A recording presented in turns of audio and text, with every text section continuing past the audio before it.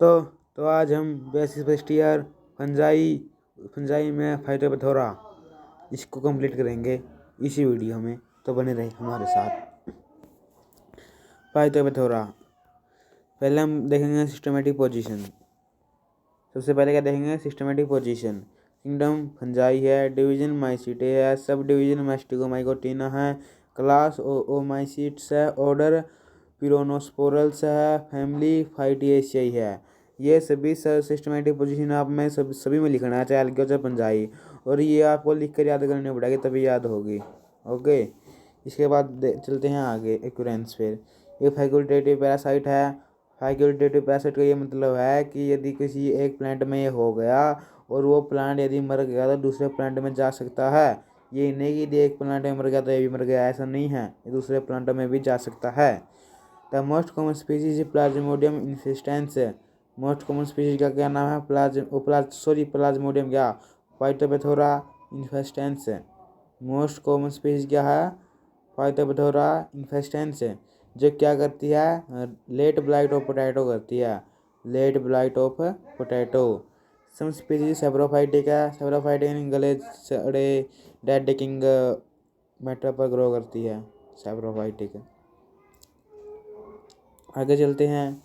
Phyto का मतलब है प्लांट, पैथोरा का मतलब है डेस्ट्रोजर, यानी जो प्लांट को ख़त्म कर दे। फाइटोप्थोरा, फाइटो मैंने प्लांट, पैथोरा मैंने destroyer. Infect crop of potato and cause late blight of potato, और ये क्या कहता है? Late blight of potato. During rainy season when temperature is not exceed 20 degree Celsius at the height of 2000 metre and above. जब वर्षा के दिनों में टेम्परेचर है जो 23 डिग्री से कम होता है, उस समय ये 2000 मीटर या 2000 मीटर से भी ज़्यादा ऊंचाई पर ग्रो कर जाते हैं, इतनी हाइट हो जाती है इनकी। तो there is another fungi who causes early blight potato Alternaria solani. जो ये अल्टरनेरिया सोलानी है, ये क्या करती है? Yearly blight potato.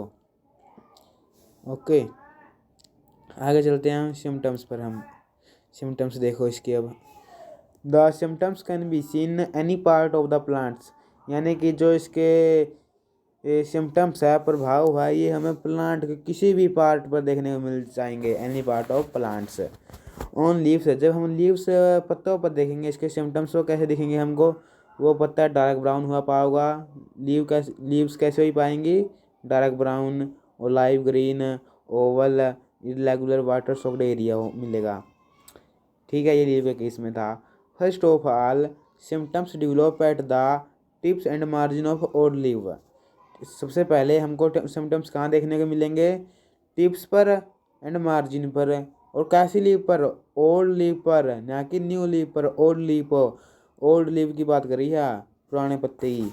Old leaves पर देखो। सबसे ये फाइटोप्थोरा ना, ये बहुत चालाक आदमी है, बहुत चालाक फंजाई है ये क्या करता है? ये सबसे पहले ओल्ड लीव पर कब्जा करता है, क्योंकि जानता है कि जो ओल्ड है वो बहुत इतना स्ट्रॉन्ग नहीं मिलेगा, तो ये सबसे पहले वहाँ पर अटैक करता है, उसके में घुस जाता है।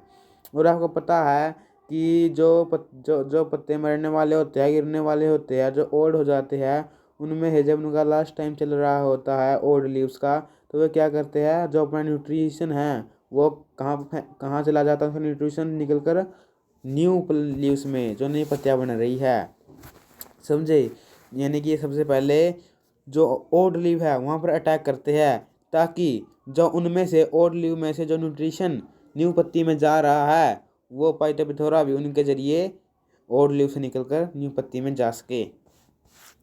The infection spread vigorously particularly when temperature is low and humidity is high। ये कहाँ कब इन्फेक्शन करता है? जब टेम्परेचर कैसा है? लो है, और ह्यूमिडिटी कैसी है? High. After destroying the leaves a disease attack wall of the aerial plant and is reduced to damp shriveled and blackish mass of plant debris which है peculiar, यानी कि आफ्टर डिस्ट्रॉइंग द लीव्स, पत्ते को पूरी तरह से खत्म करने के बाद यह डिजीज पूरे प्लांट पर फैल जाती है। और क्या करते हैं? Reduce the damps revered and blackish mass of plant and debris which a peculiar. इसका क्या मतलब हुआ?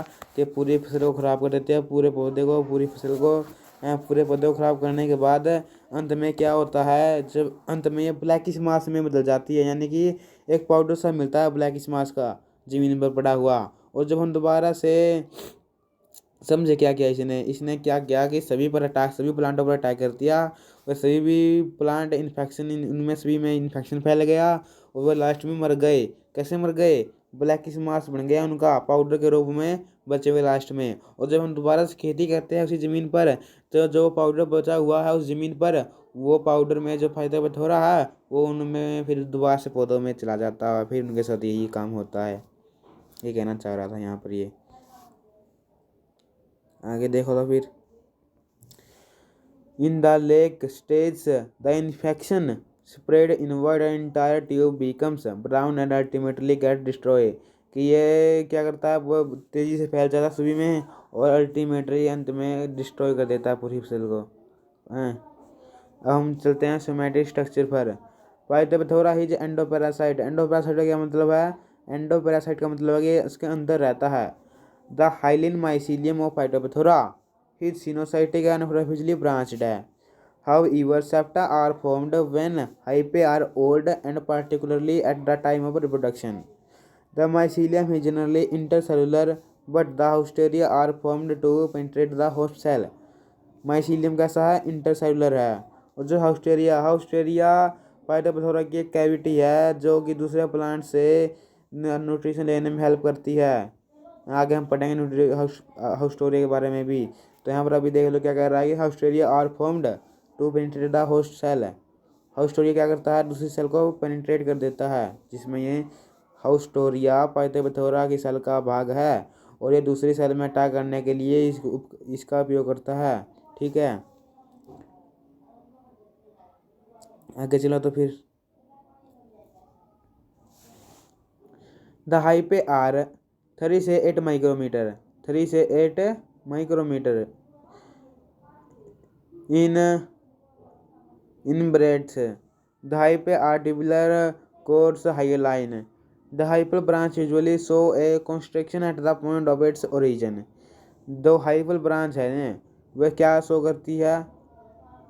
कॉन्स्ट्रिक्शन दिखाती है।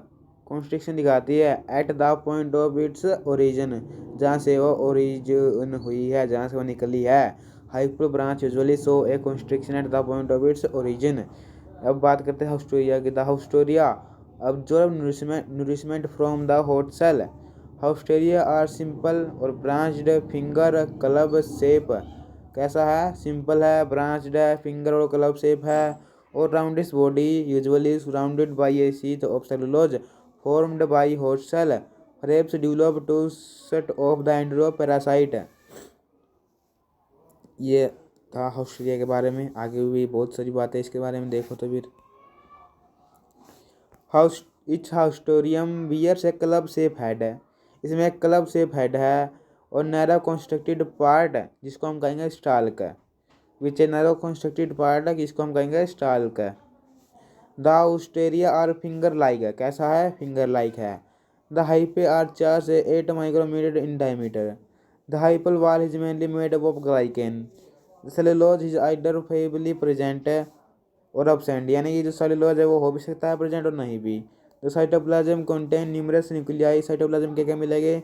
न्यूक्लियाई मिलेंगे। एंडोप्लाज्म रेटिकुलम मिलेगी, डाइकोटोमस मिले, डेक्टायोजोमस मिलेंगे, राइबोसोम्स मिलेंगे, माइटोकॉन्ड्रिया मिलेगा, वाक्यूल्स मिलेगा। जब जो आपको पता है कि सेल में क्या क्या मिलता है लिख दो सभी। इनकी साइटोप्लाज्म में ये मिलेंगे। आगे हम चलते हैं। चलो हम सबसे पहले सेक्सुअल रिप्रोडक्शन करते हैं। ठीक है, ये सेक्सुअल फिर देखते हैं। तो आओ फिर, अब हम आ गए सेक्सुअल रिप्रोडक्शन पर। Sexual reproduction. Phytophthora reproduce sexually in favourable condition. देखो, जब फेवरेबल कंडीशन आती है तब ये क्या करता है? सेक्सुअल रिप्रोडक्शन करता है। फेवरेबल कंडीशन क्या मतलब है? कि लो टेम्परेचर है, ह्यूमिडिटी वाटर प्रेजेंट है। क्या है? कि लो टेम्परेचर है, ह्यूमिडिटी है और वाटर प्रेजेंट है। ये इसके लिए फेवरेबल कंडीशन है, और तब ये सेक्सुअली रिप्रोड्यूस करेगा। तो the hyphae act as antheridium initial हैं। A hyphae act as oogonium initial. तो उसमें से एक हाइपा कैसे किस तरह एक्ट करेगा? एंथ्रीडियम इनिशियल की तरह। और एक हाइपर कैसे रिएक्ट करेगा ओगोनियम इनिशियल की तरह। तो बोथ स्वेल, दोनों फूल जाएंगे for accumulation of reserve food material. So cytoplasm thick on the base become a septa. तो क्या होगा, एक हाइपर ने किया एंथीडियम इनिशियल की तरह वर्क, दूसरे ने किया ओगोनिया इनिशियल की तरह। दोनों में रिजर्व फूड मटेरियल भर गया, एक्यूमुलेट हो गया और ये स्वेल हो गए दोनों हैं। और साइटोप्लाज्म क्या हो गया, थिक हो गया। और क्या बेस पर ऑन बेस पर क्या बन जाएगा, एक सेप्टा बन जाएगा। तो साइटोप्लाज्म फिर कन्वर्ट हो जाएगा टू जोन में। साइटोप्लाज्म किसमें कन्वर्ट हो जाएगा, टू जोन में, पेरिप्लाज्म और एंडोप्लाज्म।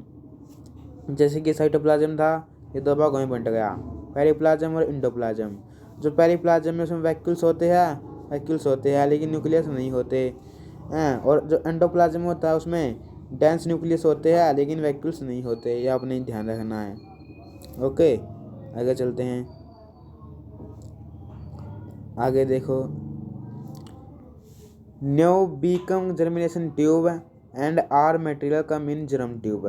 तो क्या अब क्या होगा, जर्मिनेशन ट्यूब बनेगी और सारा मटेरियल जर्म ट्यूब में आ जाएगा एंड डेवलप जूस्प्रेंजियम। और क्या डेवलप होगा, और क्या बन गया, जूस्प्रेंजियम बन गया। तो जर्मिनेशन ट्यूब आई एंड सारा मटेरियल जर्म ट्यूब में आ गया और जूस्प्रेंजियम बन गया। इतना ठीक है।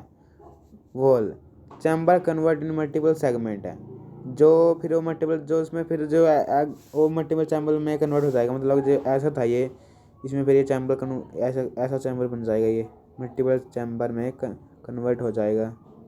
ये देखिए चैम्बर बन गए ऐसे, ऐसा इसके कहने का मतलब ये। आगे देखो तो फिर जूस्पोर का स्ट्रक्चर, चैम्बर कन्वर्ट हो गए इन मल्टीपल सेगमेंट में और एवरी सेगमेंट से क्या बना, एक जूस्पोर बना।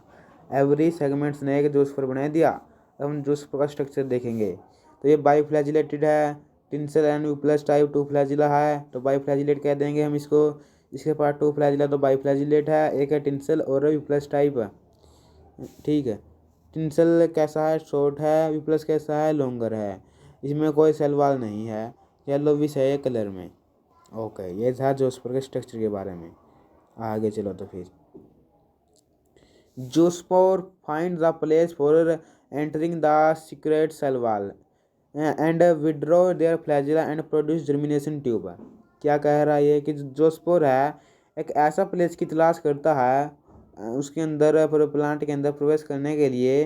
और जब उसको प्लेस मिल जाता है एंट्री के लिए, तो क्या करता है, वो सेल वॉल क्रिएट करता है और अपने जो फ्लैजिला है विड्रॉ कर लेता है, विड्रॉ देयर फ्लैजिला, और प्रोड्यूस करता है जर्मिनेशन ट्यूब, और जर्मिनेशन ट्यूब निकालता है।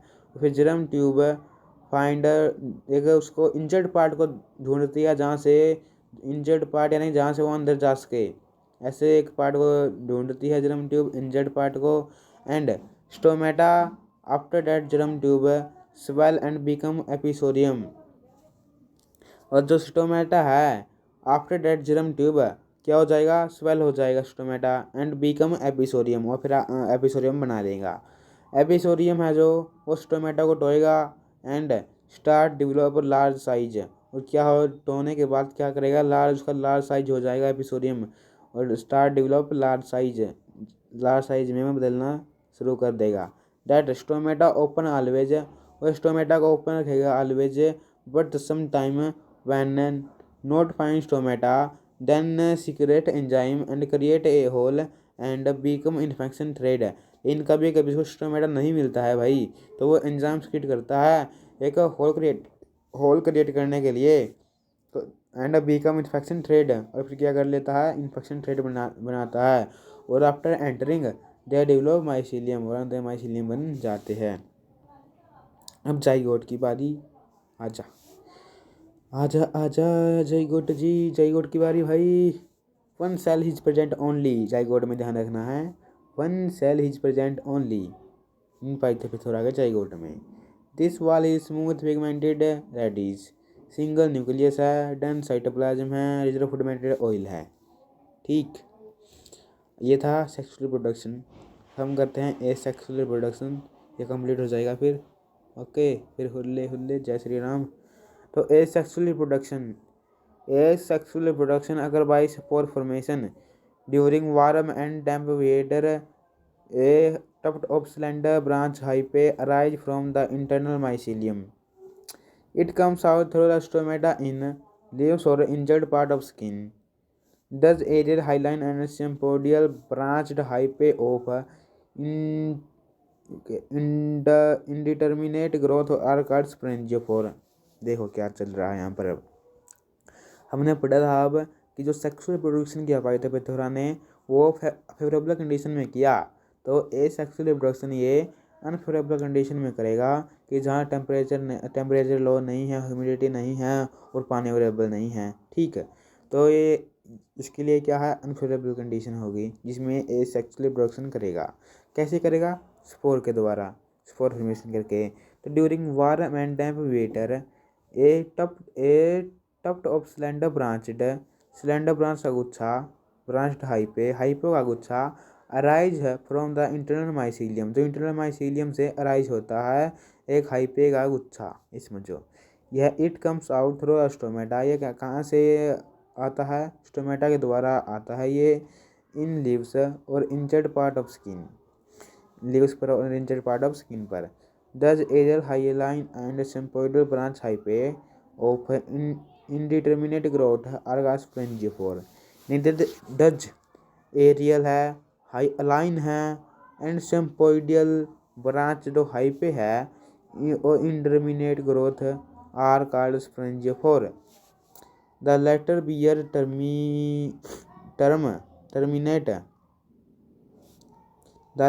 terminate sporangium in succession, which are subsequently shifted to the lateral position by further growth of sporangiophore। अगर स्पोरेंजियम के बारे में देखो भाई, स्पोरेंजियम के बारे में, sporangium the mature sporangium is a hyaline oval elliptical thin walled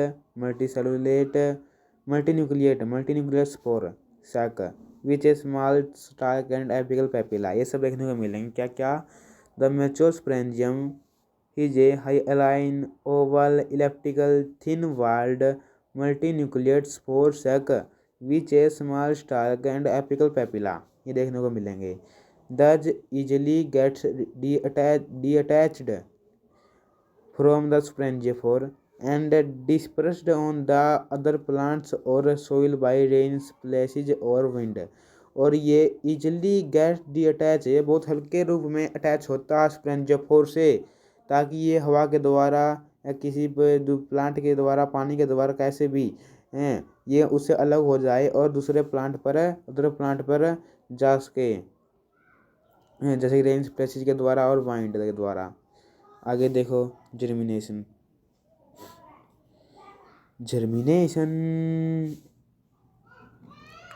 temperature and humidity are the two very important factor for germination of sporangium. आपको पता है फंजाई है तो इसको टेम्परेचर और ह्यूमिडिटी चाहिए ही है, तो ये बहुत वेरी इंपॉर्टेंट फैक्टर है। तो इसमें जो जर्मिनेशन दो प्रकार का पढ़ेंगे, डायरेक्ट जर्मिनेशन और इनडायरेक्ट जर्मिनेशन। तो सबसे पहले देखते हैं डायरेक्ट जर्मिनेशन को। In wet and warm weather, यानी कि 20 से 30 डिग्री टेम्परेचर हो जब, the sporangium behave like conidiosporangium and germinate directly by giving out of germ tube which may branched or remain unbranched in functions as conidia casing primary infection to the host plant। समझे क्या कह रहा है ये, कि जब temperature 20 या 30 डिग्री टेम्परेचर है 20 से 30 डिग्री हो जब टेम्परेचर है, तब जो स्पोरेंजियम है वो बिहेव करता है किसके जैसे? कोनिडियोस्पोरेंजियम के जैसे, और जर्मिनेट कर देता है directly by giving out of germ tube. और एक जर्म यानी कि स्पोरेंजियम बिहेव करने लगता है कोनिडियोस्पोरेंजियम के जैसे, और एक जर्मिनेट करता है। कैसे करता है ये? एक जर्म ट्यूब निकालता है विच में जो ब्रांच भी हो सकती है और नहीं भी हो सकती है, ब्रांच जो ब्रांच भी हो सकती है और अनब्रांच भी हो सकती है। It in functions as conidia, और ये कोनिडिया जैसे फंक्शन करता है causing primary infection to the host plant, primary infection to the host plant. ये था डायरेक्ट जर्मिनेशन। अब देखो indirect germination. In cool and humidity condition sporangium behave like juice sporangium by producing juice spore. On reaching a stable host, it absorbs moisture and swell up. Its protoplasm cleaved into many pieces as the number of nuclei 5 से 10. Every protoplasmic species is uninucleate, reniform, biflagellate. Juice spore is bean shape, biflagellate. 2 type flagella है, one एक tinsel type है, एक whiplash type है, and does are naked no cell wall. ये था indirect germination, यानी कि इन कूल और ह्यूमिडिटी कंडीशन में जो स्पोरेंजियम है वो बिहेव करने लगता है जूस स्पोरेंजियम के जैसे और प्रोड्यूस करता है juice spore. On reaching stable host, जब स्टेबल होस्ट पर पहुंच जाता है तो वह ऑब्जॉर्ब कर लेता है मॉइस्चर और स्वेल ओवर फूल जाता है। इसका जो प्रोटोप्लाज्म है वो क्लीव्ड हो जाता है मैनी बहुत सारे पीसीज में। प्रोटोप्लाज्म क्या है, मैनी पीसीज में क्लीव्ड हो जाता है। As the number of nuclei, इसमें नंबर ऑफ न्यूक्लियाई कितने हैं, 5 से 10 है। एवरी प्रोटोप्लाज्मिक पीस है, जो प्रत्येक प्रोटोप्लाज्मिक पीस है वो कैसा है, यूनिन्यूक्लिएट है, रेनफॉर्म है, बाइफ्लैजिलेट है, जो स्पोर हिज बीन शेप है, बाइफ्लैजिलेट 2 टाइप के फ्लैजिला है, टिंसर और प्लस टाइप है। They are naked no cell wall. ये था प्रोटोप्लाज्मिक के बारे में जो पीसीज थे। अब ये देखो जो स्पोर का स्ट्रक्चर जो कि सेक्सुअल रिप्रोडक्शन में बना है। ये देखो टिंसल टाइप स्मॉल है इन साइज में, जो बी प्लस क्या है जो कि लार्ज है साइज में। ये है वी प्लस भाई, ये क्या है वी प्लस, और ये क्या है टिंसल, ये टिंसल है, ठीक है। ये है स्मॉल साइज में, और ये क्या है, ये है, ये देखो ये क्या बना दिया हमने, जूस स्पोर का स्ट्रक्चर। जो जूस स्पोर का स्ट्रक्चर है कुछ ऐसे देखने को मिलेगा। तो ये था भाई, हमने इसमें कंप्लीट करा दिया सभी, एक सेक्सुअल भी पाइथागोरस के बारे में सारा कंप्लीट कर दिया है। तो थैंक यू फॉर वाचिंग। तो एक ज़्यादा लाइन नेल्सन मंडेला की, जब तक किसी काम को किया नहीं जाता तब तक वह असंभव लगता है। तो जय हिंद, बाय बाय।